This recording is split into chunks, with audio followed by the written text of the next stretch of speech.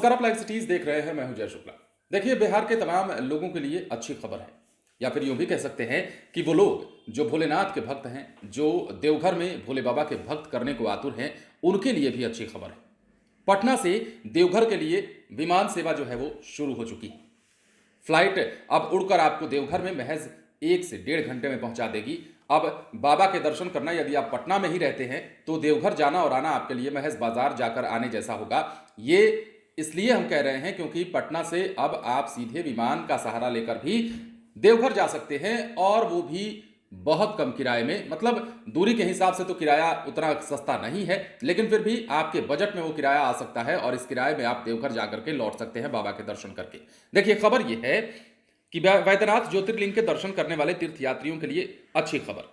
Patna airport से Deoghar airport के लिए सीधी फ्लाइट शुरू हो रही है।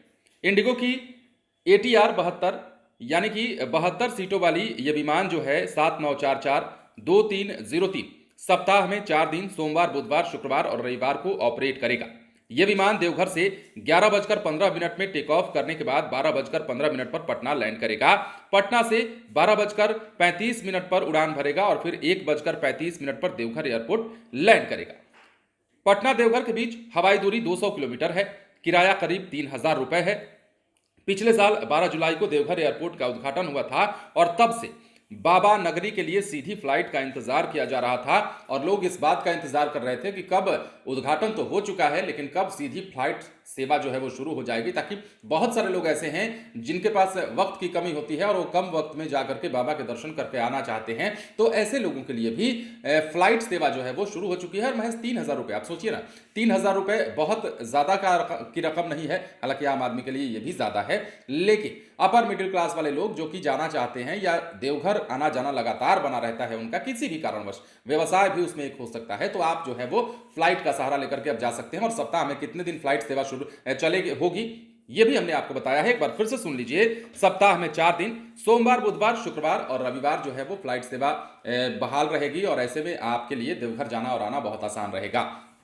सावन के महीने में खास तौर पर ज्यादा इसका फायदा मिलेगा। सावन के महीने में ज्यादातर लोग जो हैं वो वैद्यनाथ धाम के दर्शन करना चाहते हैं, बाबा नगरी में जाना चाहते हैं, देवघर में जाकर के मत्था टेकना चाहते हैं। तो ऐसे में सावन के महीने में भी कई यात्री ऐसे होते हैं जो पैदल चलकर नहीं जा सकते या नहीं जा पाते, तो ऐसे में उनके लिए भी ये फ्लाइट सर्विस जो है वो किसी वरदान से कम नहीं, बाबा के आशीर्वाद से कम साबित नहीं होगा। तो अब बिहार के तमाम लोग जो पटना में रहते हैं उनके लिए भी, और जो पटना के बाहर बिहार के तमाम जिलों में रहते हैं उनके लिए भी, यदि वो फ्लाइट का सहारा लेकर देवघर जाना चाहें तो उनके लिए आज से ये सर्विस शुरू हो चुकी है। कई दिनों से ये बात चल रही थी, कई दिनों से ये कयास लगाए जा रहे थे, और जब से इसका उद्घाटन हुआ था देवघर में, आपको याद होगा जब एयरपोर्ट का उद्घाटन हुआ था, तब से ही लोग इस बात का इंतजार कर रहे थे कि कब से पटना से, यानी कि पूरे बिहार का इस बात को इंतजार था कि कब से पटना से जो है एयरपोर्ट से देवघर के लिए फ्लाइट की सर्विस शुरू होगी, और वो समय आ चुका है।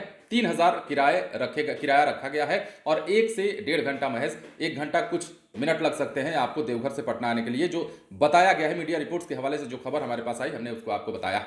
बने रहें लाइव सिटीज के साथ। यदि अब तक आपने हमारे चैनल को सब्सक्राइब नहीं किया तो सब्सक्राइब कर लीजिए, ताकि हम आपको खबरों से अपडेट रख सकें। धन्यवाद।